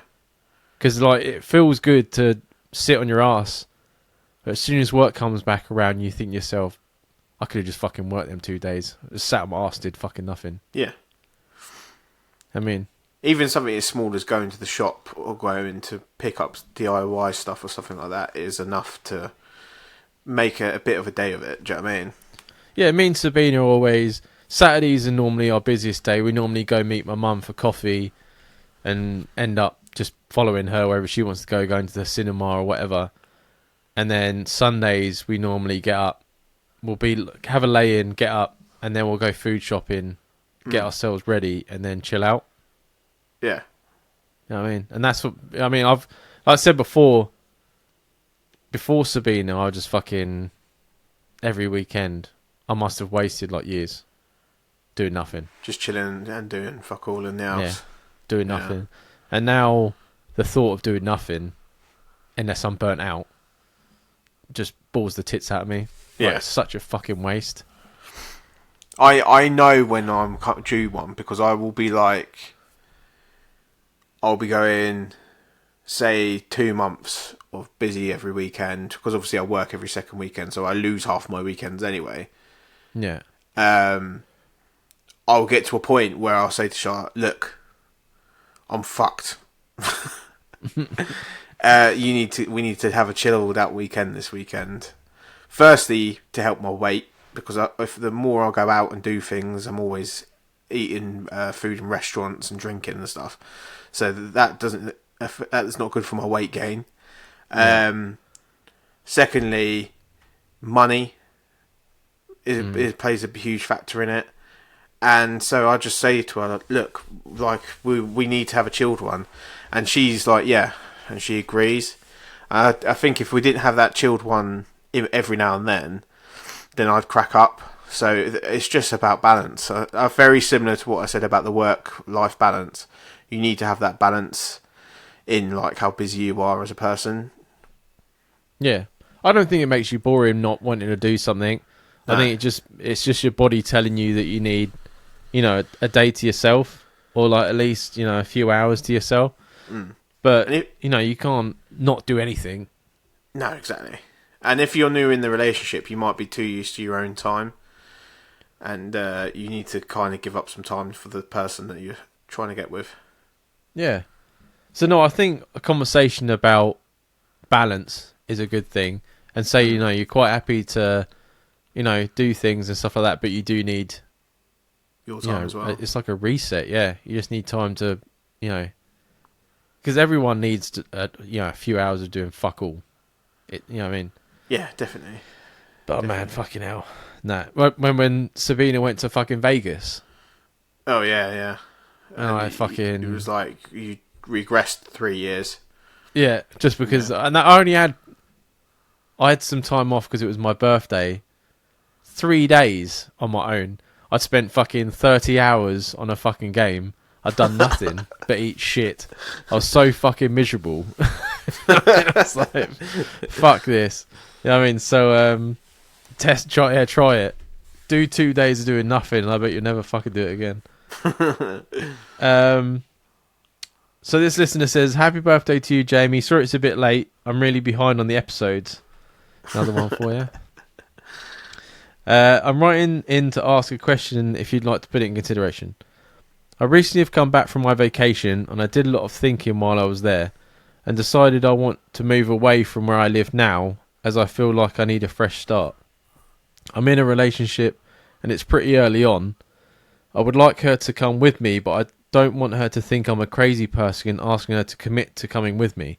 I'm slightly confused on what I can do.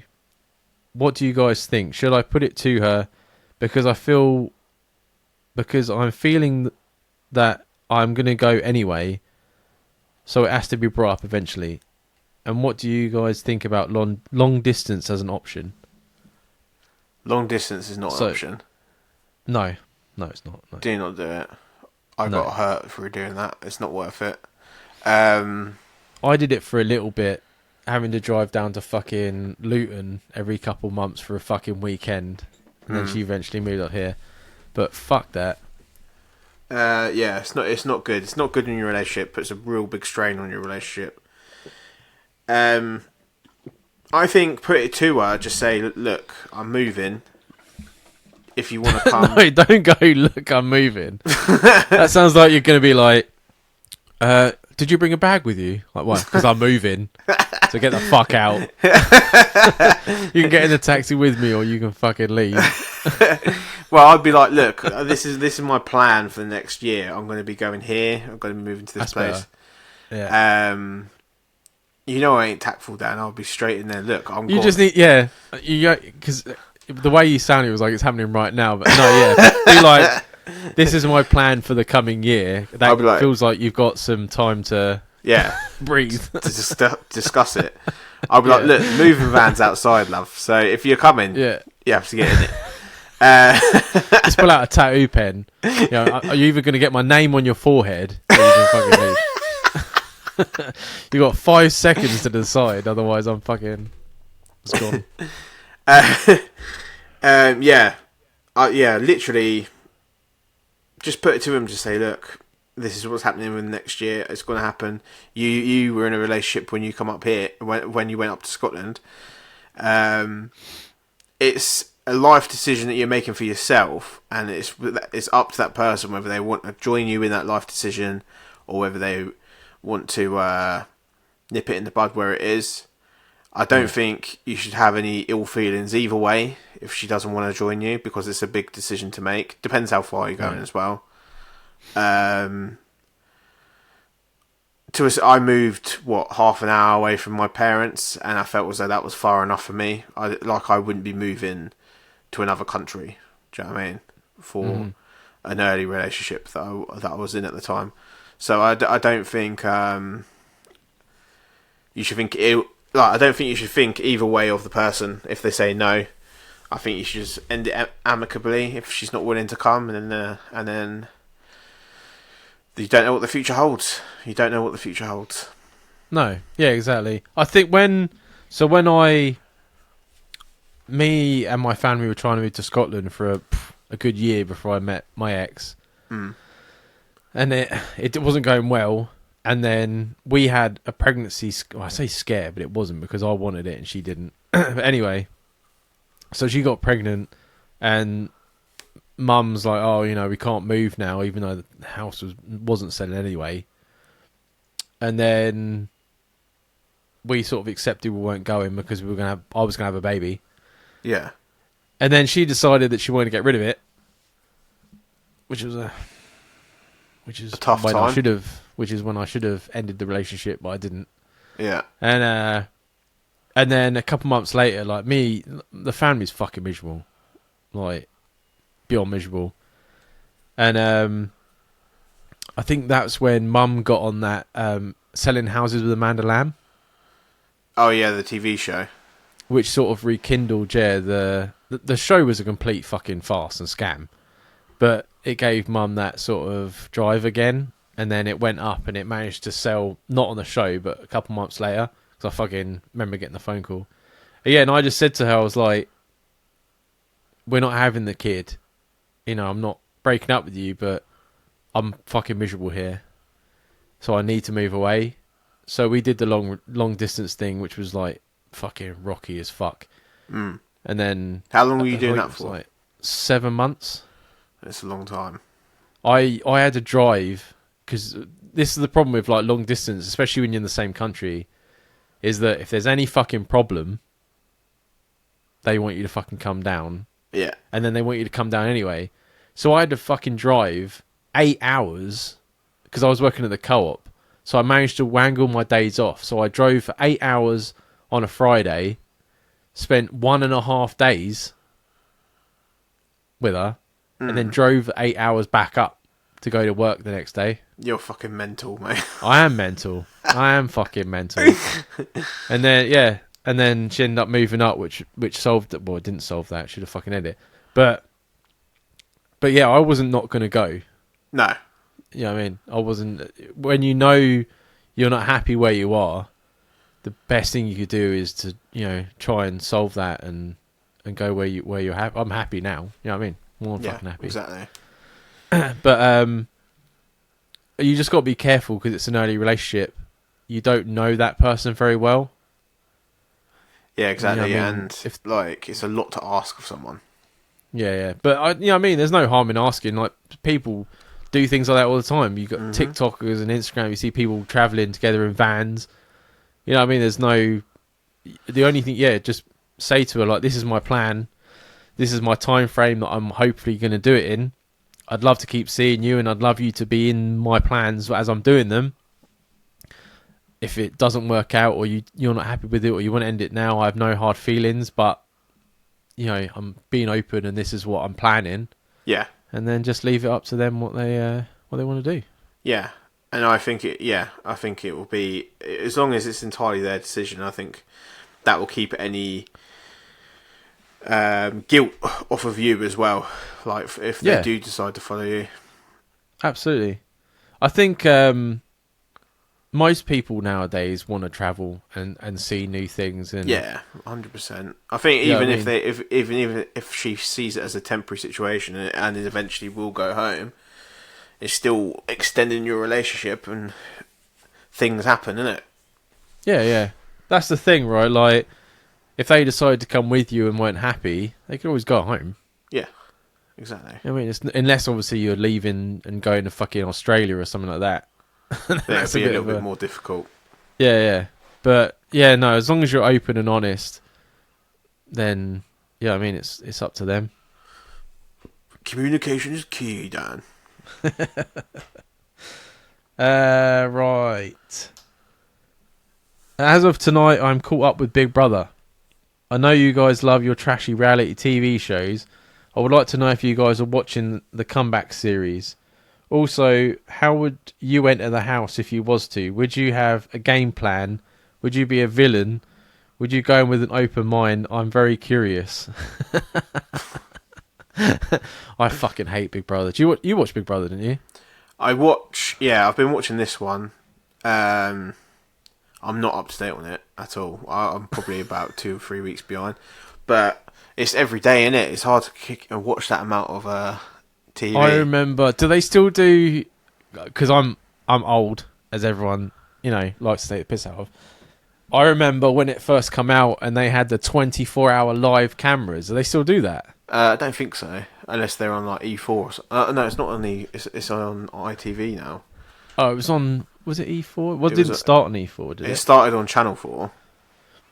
There Then used it to be moved people that to watched people Channel while they were 5. asleep. Hey?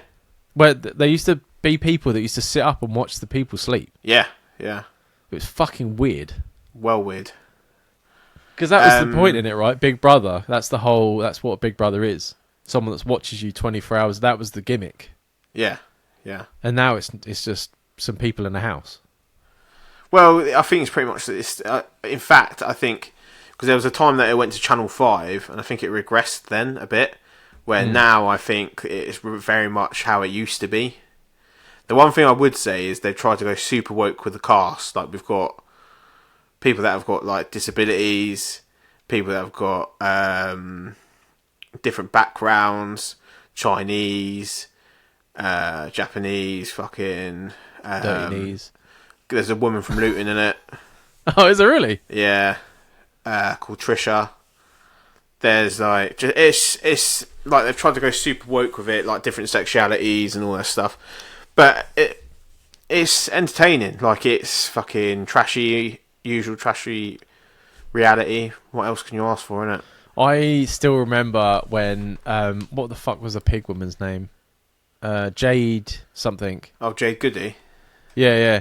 When she was on it and they were giving her alcohol-free champagne, and she got trashed, and started being racist to the other. And they were like, she was like, "I'm so hammered," and they were like, "Jade, we would like to inform you that it's alcohol-free," and she's like, "What?" like you could see like her sober up within like a fucking second, and they're like, "We'd like to take you to the diary room to discuss your behaviour." Yeah. Do you know her son's in Dancing on Ice at the minute? Oh, is he? Yeah. He's Well, an actor they in got a load of EastEnders. money, didn't they, after she died? Yeah, he's an actor in EastEnders. Fucking hell. Yeah. So quickly they forgot that she was a massive racist when she got cancer. Yeah, it's things like that cancel out almost what she fucking said. But I don't know, Big Brother. I think Big Brother's a bit of an institution when it comes to reality shows. Like it's been around fucking since I was a kid. It's always been something that I've watched. I've watched every single series of it. This series I'm less interested in than I've ever been, but that's because I day-to-day watching of a new episode every day, especially when Charlotte doesn't watch it, is hard for me to find time for. So like at the end of each week, I'll probably watch 3 or 4 episodes when I'm staying up late. But I'm not like up to date with it at all. I don't like follow the social media or do any of like a lot of people are obsessed with it, aren't they? Yeah, that's what I mean about them watching people sleep and that. Yeah.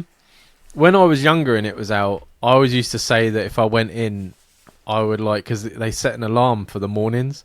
Yeah. I was like, I ain't fucking getting up. I was like, I'll be like smashing the door, the alarms off the walls, and then going back to sleep. Now they just put sunglasses on and just lay in the bed and pretend they're still Oh, do awake. Smart. Mine was aggression. That's smart. How would that's you go stupid. into the house then if you were to go in? What do you mean going in? What does that mean? Well, I assume because they were like, would you have a game plan? Would you go in expecting to do stuff? I thought there was like they went in like costumes or they had some sort of fucking dance they went into. No, I suppose you could Like do like stuff they're like going that. in for like wrestling. You just got to be entertaining, right? I would just be like a twisted fuck. You'd see me in the garden with one of them going, some disgusting things he said this morning. They're like, what? And then I'd be going in the house and I'd be like, you should hear what she's saying out there. I would start gossip. Yeah. That's exactly what I was going to say. Yeah, and then I'd just be like banging people. And, like, The thing is, you get whacking off. found out because they eventually, Big Brother are cunts, yeah, and they'll put the fucking thing on the TV if you wind everyone up. Oh yeah, they do, didn't they? Yeah. Yeah. I'll be like hiding food as well. It'll be like they win a challenge. Do they do that there? They win a Yeah. challenge, you get food. Where they get like a basic budget for food and like a normal premium budget if they pass. Yeah, I'll be like hiding it under my pillow at night. The two younger lads were making me laugh because they went and stole about 400 biscuits. Yeah, that'd be what I would do. He's like running down the corridor or hobnobs. He's like putting them in the fucking drawer underneath his bed. He's like, don't open the drawer, don't open the drawer. And they open it up, there's so much shit in there. I was like, these guys are after my own heart. Everyone's taking my fucking ideas. I think I would do thing. I would. The only way, because I'm not a good actor, and I think in these shows you get caught out quite quickly if you go in with a persona that you're trying to put on. Oh, so yeah. I think I would just go in and just be myself. I would be going in and doing the whole Brotherson, carrying on how I normally carry on. And I think people will think it's all right. Yeah. I think I'm entertaining enough. I have a fucking podcast, for God's sake. I've got lots to say. You have a podcast? Yeah. Well, we'll go in as a double act. Be fucking fucking brilliant. hell, could you imagine it? Be like Ant and Dec, innit? Yeah. I'll be riding up the garden, you be riding up the house. Yeah. Tag teaming. I'll be like, I heard Dan calls you a cunt, innit? Yeah. I'd be like, fucking, you see Jamie this morning? I was like, he's rubbing his balls on something. I don't know what that was. Oh, wait. Was that your... That looks like your scarf you're wearing right there. Fucking... Yeah, no. I think... Because that's how you stay in, right? You've got to be entertaining. Yeah. And you've got to be That's genuine. genuine, I think if people have found that pretty quick if they're not. Oh, what if you're just fake? Yeah, I hate that whole... exaggerating your personality and stuff. It annoys me, like, there's a guy in it at the minute that's doing my nutting where they just are so, like, oh, that's brilliant, I can't believe how well your life's going and all this shit. I'm just thinking, you don't give a fuck. Shut up. No. Do you know what I mean? Oh, I've been waiting for this email. This is from our OG, the original listener. Of the first emailer. The first of all, yeah. The one and only. The maker of Two Men No Hope, I feel. So she says, thanks for the help in the past. We are doing well as of yet, and my fiancé has picked up the slack around the house. So the last email she sent in was about they'd moved in together and he wasn't doing bits around the house. Oh, yeah. Yeah. Just so you're aware, revealed the original... Sorry, let me say that again. Just so you're aware, I revealed the origin of our relationship is based on advice from you both, and now you have gained a new listener on my behalf. Oh. He was weirded out at the start, but I played him the episode. He is now getting through your catalogue. There you go. I don't see why that was weirded out, because we didn't say anything. That was back in the day when we had one email and we did an hour and a half talking about that one email. I don't know how that was possible, man. I don't know how he did it either. I couldn't do that now. Like, sometimes I struggle to do fucking 10 minutes. Yeah. But welcome. You know who you are. We're glad you're here. We've been kept a secret, a very devious secret for years, year and a half now. We've been a dirty little secret. But your partner has helped create this. And hopefully, now that you're both listening, we might get that invite to your wedding party. Oh, yeah. Oh, yeah. I tell you what, I will turn your wedding into a social media event. I was going to say, like, what can we do as we can get as like a wedding gift to the party? And I was like, I wonder how much ice sculptures of mine and Jamie's head would cost. Can you imagine turn up with the busts of us in ice? They're not as much as you think. I had ice sculptures at my thing, didn't I? My wedding. Did you? Yeah, I had a vodka luge. Do you remember? Oh yeah, because Charlotte's brother made me do a shot from it. Yeah. So she says, I've booked to go away towards the end of the year for the New Year's celebration, but my family isn't happy about me being away for the New Year. I'm torn in my decision and I'm wondering what to do. Any feelings on the situation will help. Fucking go away, man. They're both teachers, aren't they? Mm. Like, how often can you go away and there not be fucking hundreds of kids? That's true. That is true. Because they'd be going away on school holidays all the time. Exactly. And at New Year, all the kids are at home with their families and stuff, aren't they? So if you get away, Yeah. you'll be home free. I don't know. I think I last year I went away for New Year's.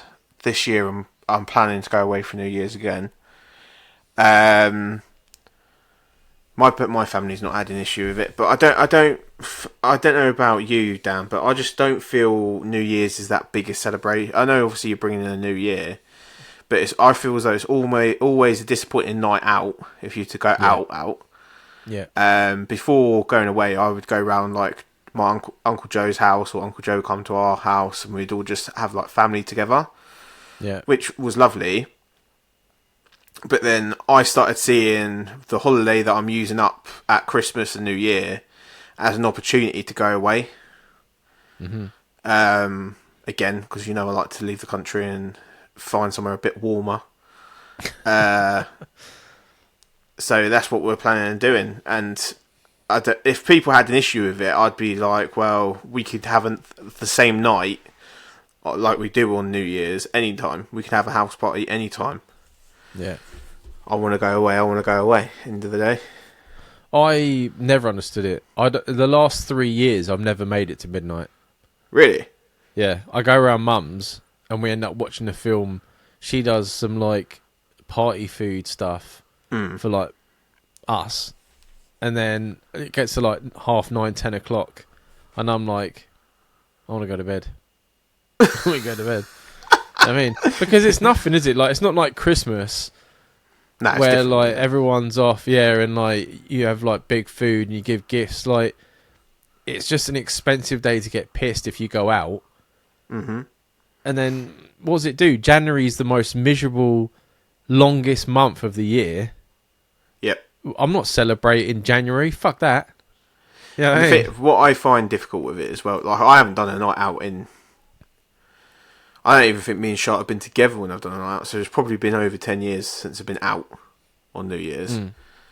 What I found last year, being in Portugal in the marina on New Year's Eve, is it felt like, I don't know whether it's because the British people don't bring in the New Year like everyone else does, but it felt like a bit more of a celebration with all the Portuguese people. I don't know. I just found I was away. It gave me a little time to chill out after Christmas, because obviously at Christmas you're eating and drinking like mad around your family. It gave me that bit of chill out time before I got back to normality, and it made January feel a little bit easier. Do you know what I mean? So I would just picture it like that to your family, and just, if they don't like it, it's up to them, innit? But like they said as well, teachers, you can only have the holidays when the kids have the holiday. Exactly, yeah. And it's always going to be crazy expensive. New Year's is probably going to be cheaper because everyone expects it to be expensive, right? Yeah, it's time of year. I always find the flights are more expensive, but the hotels seem to be cheap, because obviously a lot of their amenities aren't there, because a lot of it's all based on weather. Mm-hmm. I don't see it, bro. I don't know if I've spoke to anyone in the last few years that's gone, I can't wait for New Year's. Even in Scotland, they're Hogmanay. Yeah. Yeah. They say they love it, but I think the Polish are more excited about the fucking New Year's than the Scottish people are. Mm. Yeah, I mean, you back in the day you used to watch the TV and you used to like watch America and stuff like that. It was like, fuck that. Everyone used to try and text each other at midnight. You couldn't get your messages No through. one's texts would work. Yeah, now it works because you've got WhatsApp. Yeah, but you're like, I don't even fucking send Christmas messages now. I think the only person I send a Christmas message to is you, and then like my sisters down south, and yeah, that's about it. That's about it. Yeah.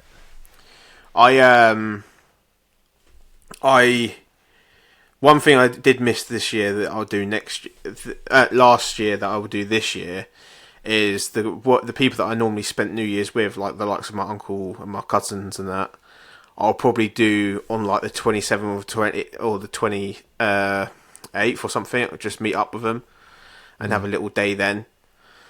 Just like, not a full blown session, but just like something just to mark the occasion before I go away. Just see them in the Christmas period, basically. Because I did miss that last year.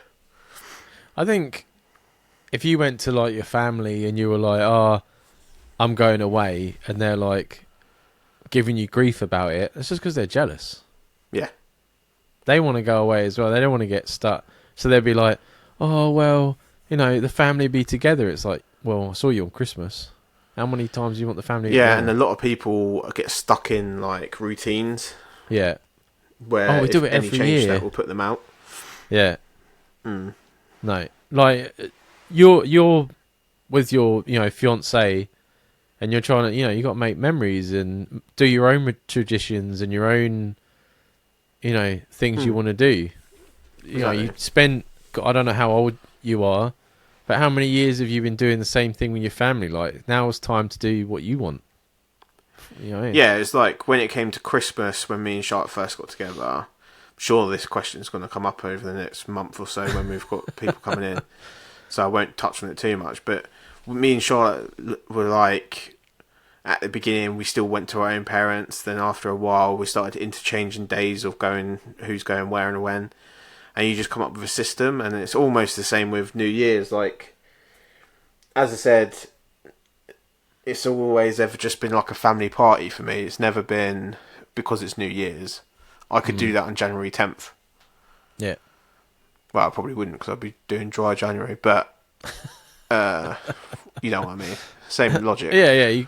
New Year's Day can be done any day. Yeah. It's not like I say. It's not like Christmas when everyone's giving gifts and blah blah blah. Yeah. You know what I mean? Nah, go and enjoy yourself and let your hair down. For God's sake, you're gonna be like married properly soon. You'll be in debt. You'll be still be paying off your wedding rings and your holiday. You know what I mean? Fuck that. Go and enjoy yourself. You're about to lay down 30 grand on the wedding, so you may as well fucking enjoy yourself while you can. Why the fuck not? Hopefully it's somewhere hot. I'd preferably go somewhere it's cold and I get like a nice fire. Yeah, fucking. Oh, what, for Christmas? Going. For New Year's? Because to me, fucking Christmas doesn't even feel like Christmas because I imagine like snow and stuff like that, and we always get snow in February. Yeah. So like, I'd like to go somewhere and like a snow resort or something like that. Ski resort, is that what it's called? And like get like a cabin with a fucking fire and actually spend the winter in the winter. Oh, right, yeah. You know what I mean? I think that would have this nice feel to it. Yeah, like because I'm not very good with temperature. Yeah, I'm not very good with my temperature regulation. Like when I'm hot, I can't handle it. So to me, a good holiday around that time would be go and rent a cabin, getting a load of food, make some nice dinners, and just chilling out with like a drink in front of a fire. That to me would be a good fucking New Year's bring in. Maybe 1 year we'd do it. Maybe, I don't know. We were talking about 1 year going to like Prague to see her family. Yeah, that's a good idea. But their weather's the same as us, so I don't know. Maybe they will have snow at Christmas. I don't know. I don't think I've ever had snow. No, tell a lie. I could probably think of one time where I've had snow at actual Christmas. I don't remember snow at Christmas ever. I remember it snowing, but it didn't settle or became like a spectacle. As you said, it's always in February, and down where I am as well, I don't get any. Last 3-4 years we haven't had any. Last time I had to fucking. They're actually talking to me the other day about it. They were like, now that you've your partner's in Perth, are you going to not come in when it's snowing? I'm like, what kind of fucking question is that? You trying to fucking Why are they saying because your partner's in Perth? Doesn't make any sense. Because last time it snowed was when I hit the deer, and I was using my mum's Mini, and I managed. It took me an hour and a half to get to Perth, and then they were cancelling trains and buses and that, and I went up to the office and I was like, I will not be able to get home if I don't leave now. And then 4 or 5 hours later, like the snow had sort of semi-gone and it was all right. But I was like, I ain't gonna risk it. You know what I mean? But now I'm like, well, I'll probably just leave my car and walk to Sabina's. Oh, so they're basically saying because you've got someone that lives in Perth, you can stay there. Yeah. Fucking cheeky bastards. That's what I mean. Yeah, I'm like, what you come out with that? Out of the blue. You know what I mean? For our American listeners as well, because this sounds ridiculous what we're talking about. We're talking about the whole country comes to a fucking standstill in the UK when there's even a slight dusting of snow. Yeah. Like, fucking roads shut. I remember going down, because I've never not made it to work, because obviously I'm close enough. Mm-hmm. But I've had some risky mornings, because obviously we're driving at 5 in the morning. I went down on the roundabout, yeah, and there was a lorry just doing a full 360 and jackknifing around the fucking roundabout, and he just wasn't stopping. And he's going like this. He's doing this in the cabin with his hands up. I was like, mate, fuck it. I was like, risking it all just to get past him. It's like momentum. I can't stop going. Yeah. But, yeah, I just thought you cheeky fuckers, like... Yeah, fuck them. I would deliberately go home, bruv. Yeah. But, like, I can't get home. But, no, my car, I think, would be a bit better now, the Ford. But anyway, we've gone off on a thing. Yeah, no, go on fucking holiday. Like I said, if your family tries to guilt you, it's just because they want to fucking go on holiday. Yeah. Just send them pictures. Send them a postcard. We love you, our first listener. Send us some pictures of you two away. That'd be brilliant. We won't share it on Instagram. Yeah, we just want to have a look. Maybe we know you. Be like, oh, I know where your wedding's going to be now. Yeah, found you. Maybe we're secretly stalking. Using our podcast fame. Well, say fame. Semi-fame. Yeah, the F word is thrown about too loosely nowadays. But we're still on our quest for 400 followers on TikTok. So please, making a TikTok account, go follow us. We're not far. We're over halfway. We've got a couple more weeks until I'm with Jamie, and we've got some plans. Well, I've got some plans. I know about Jamie. Well, these plans better not involve me shitting myself, Dan. Out of both of us, who normally shits themselves? Well, I don't know, because when you say, "Oh, I'm going to give you weird combinations of food," I'm just thinking of the worst. I've been thinking about gifts. I think I'm going to have like a normal gift this year. One thing I was going to say: are we doing gifts we'll send them to each other again, so I can, or are you going to bring it down? I'll probably bring mine down. You're going to bring it down. What are you gonna? Well, no, that will help me make a decision whether it's going to be something you can bring on the plane. Oh yeah, true. I'm bringing yours down because it's just easier. Or I'm going to post it to you so I can be there when you open it. I don't know if you want to just not do mine. I'll just do yours. I don't know. We'll figure that out. Okay. All right. Yeah. Maybe the listeners will be like, you know, do this. So we'll have to wait and see. But yes, I have some ideas. So does Sabina, funny enough. She's not even in the podcast, but she's got ideas as well. She's like, you should be doing this. And I'm like, oh yeah. Yeah, we'll see what happens.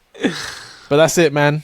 It's been a good episode for back from holiday, but we need those emails coming in because we need to get ahead again before I go back down. No, we're doing an episode at yours, aren't we?